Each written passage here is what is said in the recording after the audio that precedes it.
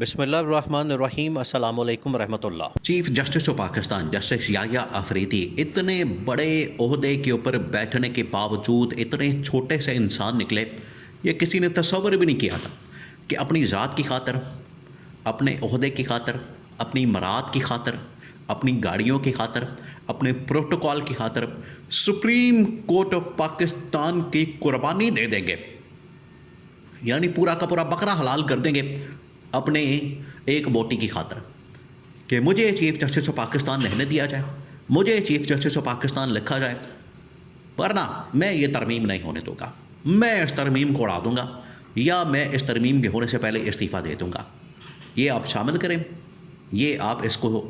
ترمیم کا حصہ بنائیں اور مجھے چیف جسٹس آف پاکستان لکھا جائے بجائے کہ چیف جسٹس کے یا بجائے ایک جج کے، مجھے چیف جسٹس آف پاکستان رہنے دیا جائے تا وقت کہ میں ریٹائر ہو جاؤں۔ اس کے بعد جو فیڈرل کورٹ نہیں بن رہی ہے، جو آئینی عدالت بن رہی ہے، اس کے اندر اس کو چیف جسٹس بنا دیا جائے، لیکن جتنی دیر تک میں ہوں اتنی دیر تک مجھے چیف جسٹس آف پاکستان ہی کہا جائے اور لکھا جائے۔ یہ آپ یہاں سے آپ اس ملک کی ستم ظریفی کا اندازہ کر سکتے ہیں کہ پاکستان کی سب سے بڑی عدالت، سب سے بڑی، اس کے اندر بیٹھا ہوا شخص سب سے ٹاپ کی پوسٹ کے اوپر وہ اس طرح سے بارگن کر رہا ہے، ڈیل کر رہا ہے، شور مچا رہا ہے، رولا ڈال رہا ہے، صرف اس مقصد کے لیے کہ اگر ان کو چیف جسٹس نہ بنایا گیا اور اس کے ساتھ پاکستان نہ لکھا گیا تو وہ عہدہ چھوڑ دے گا۔ وہ دیکھیں ہوا کیا ہے، آپ کو پتہ ہے کہ 27ویں ترمیم کے بعد اب 28ویں ترمیم بھی آ چکی ہے۔ آپ حیران ہوں گے وہ کیسے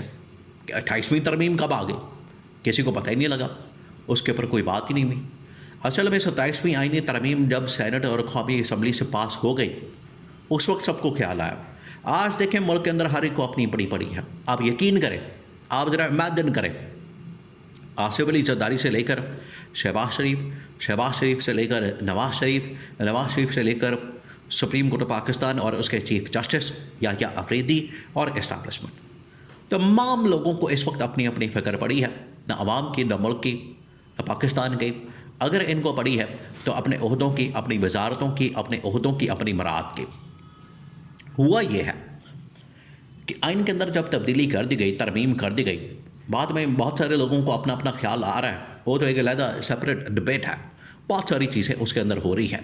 لیکن یہ حیران کن بڑا دلچسپ واقعہ چیف جسٹس کے ساتھ بھی ہوا۔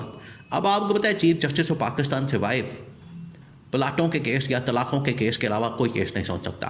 اور بالکل ایک ایسی عدالت ہے جس طرح سے آپ گلی محلے کے اندر عدالت کھلی ہوتی ہے، سیشن کورٹ یا اس طرح کی چھوٹی عدالت ڈسٹرکٹ کورٹ،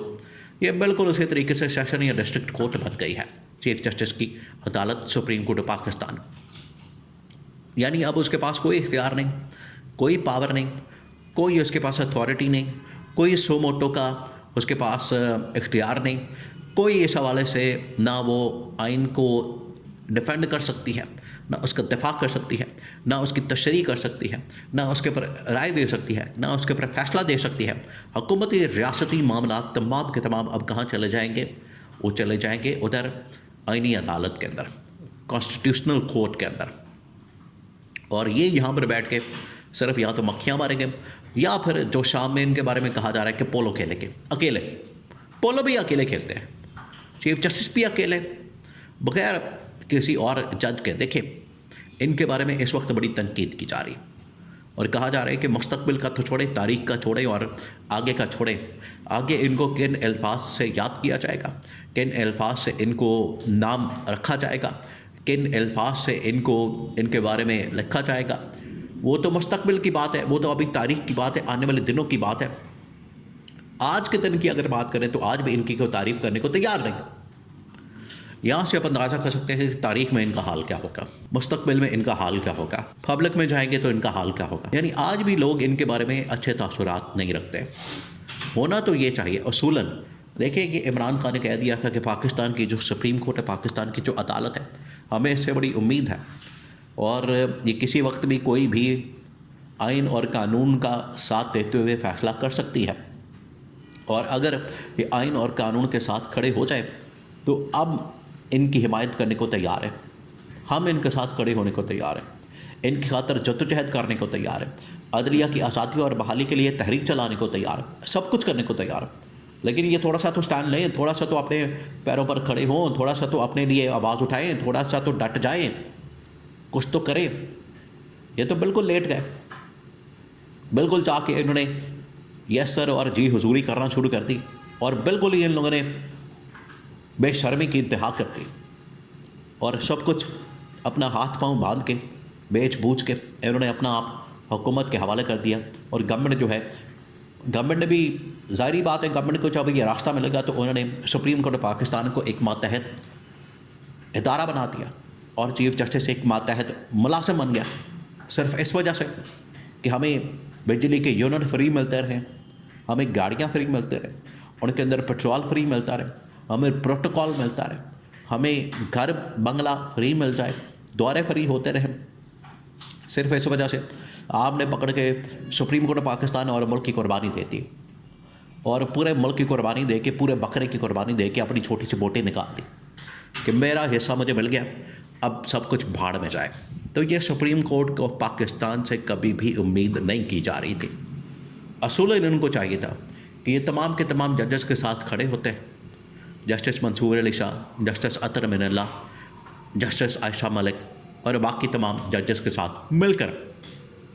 ایک میٹنگ کرتے، اجلاس بلاتے، ان کے ساتھ بیٹھتے، بات کرتے۔ دیکھیں آج شہباز شریف یہاں پر یہ بات کر رہا ہے جو آپ نے کبھی نہیں سنی ہوگی، کہ چیف جسٹس یحییٰ افریدی نے جس طرح سے ہماری معاونت کی ہے،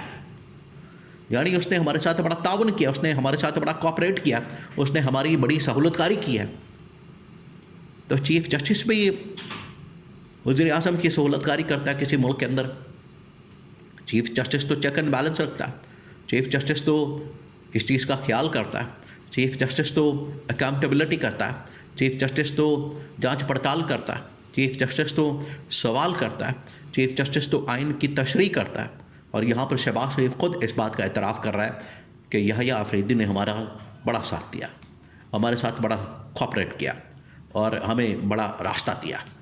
یہاں سے آپ اندازہ کر سکتے ہیں۔ تو عمران خان تو کچھ اور امید لگا کے بیٹھا تھا، اور یہ جو امید تھی یہ بھی ختم ہو گئی، اور پاکستان سے یہ امید بھی چلی گئی۔ اصولاً یہ کھڑے ہوتے، ڈٹ جاتے، اور عمران خان ان کے ساتھ مل جاتا، اور پھر پورے پاکستان کے اندر تحریک چلتی وکلا Imran Khan P T I کے ساتھ، اور آپ یقین کریں گے یہ تحریک پاکستان میں کامیاب ہوتی، اور عدلیہ بحال ہوتی، عدلیہ آزاد ہوتی، میڈیا بحال ہوتا، آزاد ہوتا، اور پاکستان کے تمام ادارے اور گورنمنٹ جو ہے ماتحت ہوتے ہیں، گورنمنٹ کے اوپر کوئی چیک اینڈ بیلنس ہوتا۔ لیکن چیف جسٹس آف پاکستان نے خود اپنے پاؤں پر کلہاڑی ماری ہے۔